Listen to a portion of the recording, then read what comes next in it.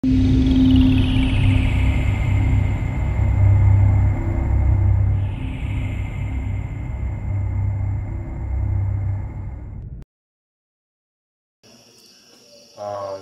друзья! Сегодня с нами доктор Дуглас Грэм. Я думаю, что для тех, кто хоть как-то с сыроедением связан или с фрукторианством, это тот человек, которого представлять не надо. Я все-таки скажу два слова. Дуглас, наверное, самый такой авторитетный, длительный в мире на сегодня сыроед из известных, фрукторианец. Более 30 лет он придерживается этой диеты, причем в низкожировой форме сыроедения. И при этом он атлет, спортсмен, тренер, воспитавший многих спортсменов международного и национального уровня. Он консультант, диетолог, он врач, он хиропрактик при этом.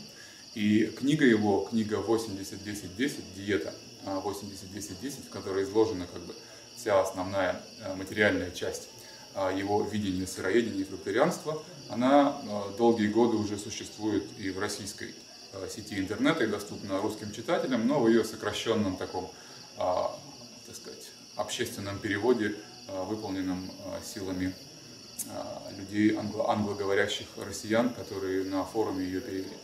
А сейчас мы планируем издание этой книги на русском в ее полной авторизированной версии, официальной. И, собственно, по этому поводу и по еще многим другим приятным поводам мы сейчас с доктором Грэмом здесь и встретились. Здесь это в США, на Woodstock Fruit Festival в Upstate New York. И, собственно, я перейду сейчас на английский, а для вас начнется перевод. So I just introduced you briefly, and now on behalf of all Russian readers and all Russian raw foodists and low-fat raw vegan or high-carb raw vegan foodists, I want to thank you, Dr. Gрэм, from the depths of our heart for all what you're doing. For me personally, the biggest inspiration, once I turned raw vegan like 1 year ago, and I tried all those, sprouts, beans, crackers, whatever you have, avocados and stuff, until I read your book, having found it somewhere on the internet. Yes. And it's existing in Russia for years now, and it's translated by some volunteer folks on some internet forums. It's pretty good, the translation, but there are some mistakes, and it's abridged form. Maybe like 60% digest of your book, the main gist of it, yeah. And there are no cases in the end, no charts, but the main part is there. So people are reading your book, although it's not published, and the people are influenced by your book and by your work and by your message. So thank you very much from all of us for that. And right now, as I told you, we purchased rights and we're about to publish your book legally in Russian and make an authorized and properly verified translation in the full form of it. And maybe you'll be generous enough to share with us some special foreword with few inspiring lines for Russian readers. Sure. And now I would ask you, if you don't mind, to say a few words for those who wrote your book, or who read your book, those who are about to read your books, and just for those who never heard of your name or about your method, just for those raw foodists and raw foodists to be who are watching us right now. Thank you. Thank you. My first thought is to welcome you to the 80-10-10 community. I'm flattered, I'm honored, I'm excited that people are translating and learning about the 80-10-10 diet around the world. I've been approached now by people in 35 or 36 different languages to translate the book. Please translate the book. And I'm honored by this because I know that we're bringing a good thing to people. We're bringing a good thing to people. We're teaching people how to feel better. We're teaching people how to be more energetic. We're teaching people how to live freely by having health, rather than feeling the shackles of infirmity. And we're teaching people to have the desire to strive, to be the best that they possibly can at whatever they do. And this is my belief, that if you're healthy, you can do what you do far better. If you're not healthy, all your time gets taken up trying to get healthy. So once you are healthy and you can really feel the deliciousness of health, then you can spend your time pursuing your interests. You are free to do those things that mean the most to you, whether that's be a better daddy, or be a better teacher, or play the piano, or do sports, or whatever it is that interests you, whether it's creative in your head, in your body, in your spirit. What we find is that healthier people invariably outperform less healthy people in every area of life. And so we want to see as many healthy people as possible. We know that planting trees for the production of fruit is the best thing that could possibly happen to the planet. Nothing better than planting trees. And there are tree planting organizations all around the world that are demonstrating this as we're reclaiming deserts, we're cleaning the air, we're rebalancing the environment by planting trees. And so by planting trees, we create habitat, we create the fruits of the trees and the sweetness that comes out of this. And the beauty of it is that trees actually get their nutrients from down deep in the soil, bring this nutrients up into the fruit, the leaves, the wood itself, and as those fruit trees break down, they enrich the soil. Whereas grain harvest is very hard on the soil and pulls the nutrients out, fruit harvest builds the soil. So we build an environment for creatures, from birds to bugs. We build an environment that makes for healthier soils and the soil microbes that live therein. We bring food to ourselves that's sweet and allow our own health to build. And personally, life is good all the way around on the 80-10-10 diet. So I welcome you into this community. I look forward to meeting people and hearing from people who are reading the 80-10-10 diet in Russian. And I'm excited to support you in your quest for health. Thank you, Dr. Gрэм. It's my pleasure. Thank you very much. Truly my pleasure. Thank you for having me. Dr. Gрэм kindly agreed to answer a few of our questions. And one of those, the first one would be, most obvious and actual for Russian people, would be, do you have any tips or special suggestions for those who transfer to raw food lifestyle already on it, but experience some difficulties due to Russian climate, which is cold winter. Basically, we have some places almost 9 months. Okay, yeah, sure, snow sure. and so forth. So keep 9 months yourself of warm. snow. Keep yourself. You live in Britain. That's It's cold and wet. Yeah, it's cold and wet. In Russia, it's less wet. Some areas are wet on the seaside, but inland Russia, like Moscow, is pretty cold. Yeah, you can have. It's normal to have minus 15 during winter, and snow for from November till March or even April. Well, yes, I have a few thoughts on cold weather. First of all,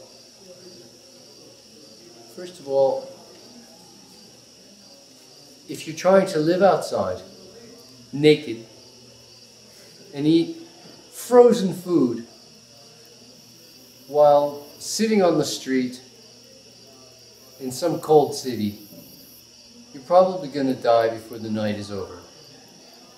Fortunately, people on 80-10-10 usually live in homes that have heat, and they wear clothing, and they have blankets. And so they're really not relying on the food to make them warm. We rely upon activity to generate heat, and clothing and bedding and the heat of our house to help us hold on to the heat that we generate. I'm not recommending that you eat cold food in the wintertime. Pull it out of the fridge and eat it and see how much you can tolerate. 80-10-10 is not a hardship. You must learn strategies. You must learn to keep your fruit on countertops. Or if you're going to have salad, to take it out of the fridge a few hours before you eat it so it's not so cold. But the beauty is that you have heat in your house. You probably eat your food sitting at your table at the same temperature that somebody in South Florida eats their food. They cool their house down to that temperature that you heat your house up to. And so I don't think the cold is really an issue. To be honest, when I think of the warmest I've been in the last few years, the warmest I've been has been when I'm shoveling snow. When I'm shoveling snow, I get very warm. That's where you sweat. Okay, and so I have to be careful not to, in fact, to sweat. I have to open up my layers, and I'm down to shirtless and I'm shoveling snow, trying. It's quite funny actually. So I don't think that cold per se is a problem, but we do have. There are changes that happen to a person on 80-10-10 where the average temperature, the body temperature of a person who's eating cooked food, the average body temperature is typically about 98, or what do we call it in centigrade? Do you use centigrade? Yeah, we have 36. So we're talking 36 roughly. On a raw food diet, the average body temperature is somewhere between 34 and 35. This is pretty cool relatively. And so we have to get used to this new body temperature, and that change requires a little bit of an adaptation. It might require adding one extra layer of clothing. It might require being a little more active. Typically for most people within a year or two, they've gotten used to that new body temperature. But we have to understand there are places in the world that you might go, a movie theater, for instance, where they keep it very cool, and that's because most people are burning up. And then you become a raw fooder and you're not burning up anymore and you go into a cool place, it's going to feel even cooler to you. This is more of a consideration than a food problem. And this is just a matter of wearing an extra layer of clothing until you get used to it, especially if you were 120 kilos on a cooked food diet and you drop down to 80 kilos on a raw food diet, and now you're an 80-kilo man, but you've lost 40 kilos of insulation. Fat is an insulation, and when you lose 40 kilos, A, you're not doing the work to carry it around, and B, you're not wearing your coat anymore. You have to make up for this a little bit with some extra layers of clothing. This is a very little thing. Really, it's not about the food making you hot or cold, but we do have to adapt and take into consideration that the body does go through some changes, and we have to make allowances. Thank you. It's pretty clear. That's how I survived my first winter, basically doing the same thing. Hot bath. Now it's the second one to come. Yeah. I ran away to Southeast Asia. You know, yeah, that works very good. And spent some time in Philippines.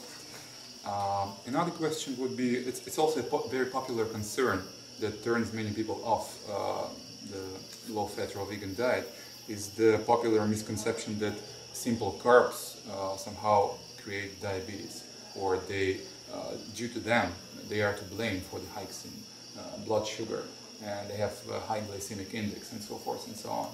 I know your line of explanation, but if you maybe share with people debunking that misconception, that would be helpful. Okay, in 1959, in the American Medical Association's journal, they explained the cause of diabetes as too much fat in our diet. On YouTube today, there is a medical doctor who recently put out a video called How to Become a Diabetic in 6 Hours. He shows very clearly that by consuming fat, he actually used oil, by consuming fat, he raised blood sugar dramatically, dangerously, in a matter of hours, simply by no sugar was involved in this experiment. What happens is that the more fat we consume, the more dietary fat we have, the harder it is for sugar to exit the bloodstream. It can get in, but it can't get out. And this problem is known as diabetes, too much sugar in the blood. So sugar gets in, it can't get out. And this is a problem, but it happens from the consumption of fat, and strictly from the consumption of fat. If there's low fat in the bloodstream, then sugar gets into the bloodstream and exits the bloodstream and goes to the cells where it's supposed to go. As far as glycemic index, it's rather interesting, because if people would look at the glycemic index, we'll see that it's broken into 3 categories, and that all the fruits that are listed are either low glycemic or moderate glycemic, with only 2 as the last 2 items mentioned in the high glycemic index categories. And personally, when I've run the numbers, I think they should also be in medium. But they had to put something there. Yeah. But the reality is that fruit is not a high glycemic food. All the glycemic index foods that are high tend to be starchy foods. Now, at the same time, glycemic index isn't really the important index. The important index is what's known as glycemic load, which is a different problem, a different thing to consider. And in terms of glycemic load, fruits are ideal. But I explain glycemic load and glycemic index in great depth within the 80-10-10 diet. Yep. So read the book, guys. So read the book, guys. And another famous boogeyman for newcomers is the B12. I mean, it's been talked over and over again, but still people address me personally saying, but where are you getting your B12? It is not synthesized inside your body, it has to be consumed with the kidneys or livers of the animals you devour and so forth. What would you say about B12 for this? B12 has got to be the most misunderstood thing I've ever had the pleasure of bumping into, and I'm not a B12 expert. But first let's understand that the B vitamins, all the B vitamins, are lumped together in a group known as stress vitamins. If you have a lot of stress, you're likely going to have problems with many of your B vitamins, not just B12. But B12 is different than many of them because B12 is produced in only one way. It is produced as the metabolic waste of about 100 different types of microbes. Some of these microbes live inside the mucous membranes of your nose and throat. Some of these microbes live inside your intestines. Some of these microbes live in the soil. There are some of them living on the dirt that accumulates at the stem of an apple. There's about 100 different kinds of microbes who essentially poop B12. And we consume this not as a finished product. We consume this as an extrinsic factor, meaning it comes from outside of us. It comes from the bacteria, even if those bacteria are inside of us. Yep. Okay. And then our stomach, part of the lining of the stomach, produces a factor known as intrinsic factor. The extrinsic factor, the intrinsic factor combine, and we end up with what we call B12. Now, if you're under stress, your stomach does not function the way it's supposed to. And it can affect your B12 levels if your stomach is always being tied in knots. You're just always in emotional turmoil. You have debt so big that you can't even figure out where to turn. If you're in relationships that are just tearing you apart and breaking you down and just crushing you over and over again, whatever, if the workload is just more than you can handle, you're not getting enough sleep, you're not getting exercise, you're not taking care of yourself. And so there's many, many ways that you can have trouble with intrinsic factor, even though you're being exposed to enough B12. Also, there are people who have what are known as absorption issues, typically lumped together as malabsorption syndrome. And if you have absorption problems, you may also bump into problems with B12 because you're simply not absorbing much of anything. But being a meat eater? Being a meat eater has nothing to do with B12. The only reason there's B12 in meat, well, there's two basic reasons. One, because if the animals eat grass right down to the earth, they might pick up some soil-borne organisms and consume the poop of those organisms that includes B12. Depends on the soil. Lots of soil depends on the amount of pesticides and herbicides and fungicides and insecticides that have been sprayed on that soil. If enough of that stuff has been utilized, then there's probably not any soil-borne organisms manufacturing B12 anyway. It turns out that most livestock is injected with B12 because they're B12 deficient too. But once they've been injected, well now, when you consume the livestock, you're consuming the B12 injections. You're taking supplemental B12. If we look at many of the grain products, especially breakfast cereals, you'll see that they are enriched. And many of them are enriched with B12. So you eat breakfast, you take a B12 supplement. You eat lunch with a meat sandwich, you take a B12 supplement. You have some various kind of grain products at dinner, some breads and whatnot that are enriched, and then meat with it, and you're taking 2 supplements. And then we say, well, these people who supplement 3 times a day, let's look at their B12 level and call that normal. Gee, I don't know, they're supplementing 3 times a day. I'm not convinced that their levels are normal or desirable. Perhaps over here is a more desirable level. Certainly if you have B12 deficiency symptoms, well, take some B12. But correct the problem, the cause of the problem, so that you're not relying on it forever. I don't take B12. I push myself pretty hard in life. I experience a fair amount of growth opportunities in terms of challenge and stress, but I deal with it in what I like to think of as a reasonably healthy way. I handle it.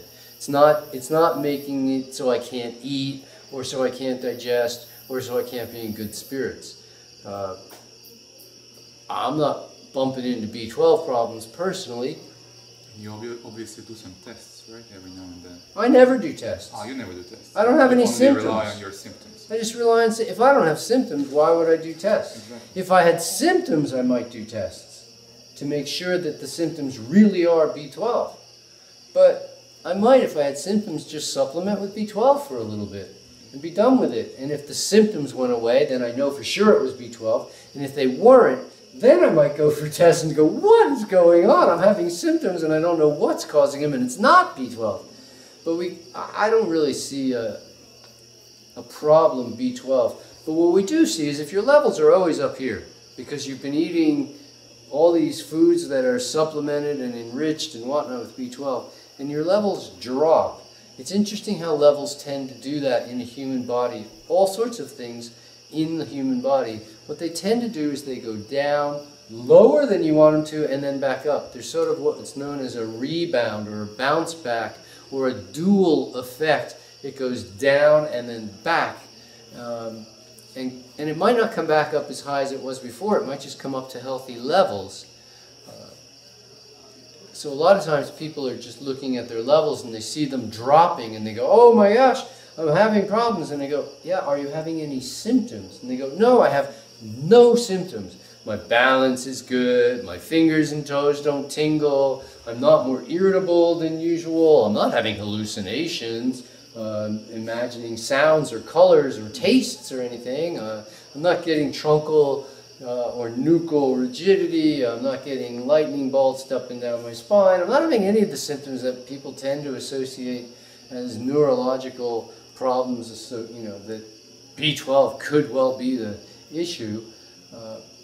But it's interesting to note that huge segments of the meat-eating population also go B12 deficient, which is why these products are enriched with B12. So it's not by any means a raw food problem, and in many ways it's not a raw food problem. But even if you go B12 deficient, so you take some supplements, it's just not a big deal. Thank you. That will calm people down a little bit. A little. And another worry, and it also affected me, is the weight loss.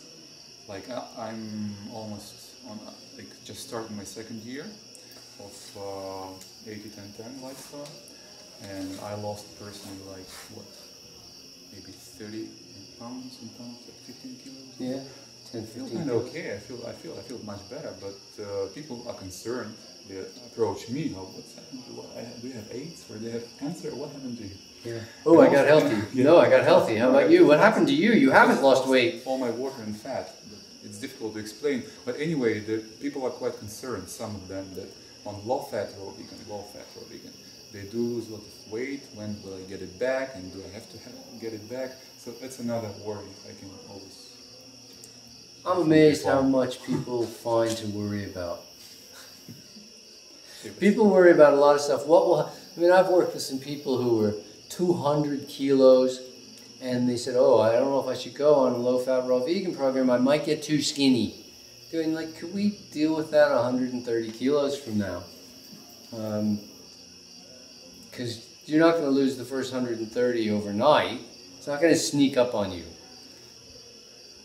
Many people have an image of how much they should weigh, or an idea what they should weigh. They have a picture of what's normal based on what they see all around them. We don't see as many trim, thin people as we used to. Yep. We don't see people who, at least the English word is wiry, really live, you know, like ballerina thin, acrobat thin, standards change. Long distance runner thin. You know, we turn on the TV, we watch the Olympics, we don't see any fat people except maybe the shot putters and everybody else, you know, maybe a hammer thrower.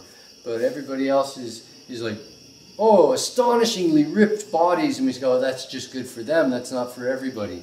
Well, why isn't that for everybody? Why isn't the athletic physique good for everybody? We don't lose muscle when we lose weight on 80-10-10. We don't lose ability when we lose weight on 80-10-10. We're losing some excess fat, and there's really nothing wrong with that. Is it possible for some people to lose more weight than they wanted to? We go back to this rebound. Yeah, I did. I lost weight. I lost weight more than I wanted to. I'm about 70 kilos now. Actually, I'm about 68 or 69 kilos to be accurate. And I'm about 68, 69 kilos. And when I first went raw, I dropped down to about 64. I'm 64 now. 64 really caught my attention. You know, what's going on? I don't want to go any lower. And I stayed at 64 for a little while, and then it came back up. And for the last 25 years, I've been, bam, right there at 68. And it just doesn't change. I'm not losing weight. I'm not gaining. I haven't had to. I'm not losing muscle mass. I'm holding my own as far as that. I've got the energy that I've always had. I'm still performing well in sports. I'm just not fat. And I don't think fat really is something anybody needs to strive for. It's not a goal. I think we're better off being trim and healthy and fit rather than housebound. Carrying some extra weight as an investment. Thank you. Sure. I had another one. Maybe you just say a few words about the importance of being low-fat raw vegan instead of just simply raw vegan, and the whole universe of difference it makes. It is an entirely different concept to be 80-10-10 than it is to be 10-10-80. The protein factor doesn't change. It doesn't change in almost any diet. Almost everybody in the world eats about 10% of their calories from protein. All we're talking about is, are we eating a lot of fat or are we eating a lot of carbohydrate? If we eat a lot of fat, then we go into some abnormal physiology known as ketosis. We don't have sufficient carbohydrates to burn our fats cleanly. We suffer from the effect of ketosis, A, by going into what's known as failure to thrive, B, by having it adversely affect our discrimination and thought-making, decision-making abilities, and C, by it affecting all of our cells in a fashion very similar to the way alcohol functions and works on us. None of this is a plus. It accelerates the aging process. So we want to make sure that we consume enough calories from carbohydrates, because carbohydrates are the body's preferred fuel. It's what the body puts into the muscle in a form known as glycogen. It's what we carry around in our blood as blood sugar. We keep sugar in the liver to fuel the brain cells run 100% on sugar. And so when we're on a high-fat diet, we do two things besides those I've already mentioned. 1 and 2 are uptake, transport, and delivery related. Our ability to uptake sugar into the bloodstream, our ability to uptake oxygen into the bloodstream from the air outside through the lungs and into the bloodstream, this is uptake. Both of these are impaired as the amount of fat in our diet goes up. Our ability to transport that oxygen and glucose through the bloodstream is also impaired. And then finally our ability to deliver the oxygen and the glucose. These are our two critical factors in life. It has a hard time crossing the membrane, can't get out of the bloodstream, has a hard time crossing the membrane again, can't get to the cell. And so uptake, transport, and delivery of two critical factors, oxygen and carbohydrate, or glucose, both are heavily compromised as the fat in the diet goes up. This leads to conditions such as cancer, diabetes, heart disease, kidney problems, all sorts of digestive disorders. It's a rather long list. Is food everything there is in your whole life? No. Is whether you eat high fat or low fat the be-all, end-all of your entire happiness? No. But the difference between low fat and high fat is the difference between health and non-health. And people who move to vegan or vegetarian lifestyles or even raw vegan lifestyles, they often eat even more fat than people on standard European or American diet. Sure. I mean, what we're seeing is that in the vegetarian world, low-fat vegetarian has become accepted as the norm. In the vegan world, low-fat vegan has become accepted as the norm or the optimum in terms of health production. And I don't believe it will take very much longer before we'll see the exact same thing in raw vegan circles, that low-fat raw vegan is the only healthy approach. You can't double your fat intake from what you did on a standard Western diet as you go on a raw fat diet, because fat is just not particularly satiating. So fat and grass or fat and salt, this is not a way to live. And I've seen a lot of people develop serious eating disorders, health problems, emotional issues of all types on the very high fat approach to raw food. We're much better off eating carbohydrate. Eat fruit. Life is sweet. Thank you, Dr. Gрэм. My pleasure. Спасибо за внимание. Про книжку я вам уже сказал. Те контакты, по которым можно обратиться к доктору Грэму, вся его вот эта тема и та община, то комьюнити, которое существует вокруг него, можно найти на его веб-сайте. Это такой крупнейший фрукторианский или сыроедный веб-сайт www.foodandsport.com. Эти все координаты будут содержаться в книжке, поэтому вы сможете также их там увидеть. И если вам что-то интересно, ответы на вопросы, какая-то форум общения, вы сможете все это обнаружить там. Поэтому спасибо вам большое. Спасибо, доктор Грэм. Thank you very much. Спасибо. My pleasure. Truly, I'm honored to come and be with you.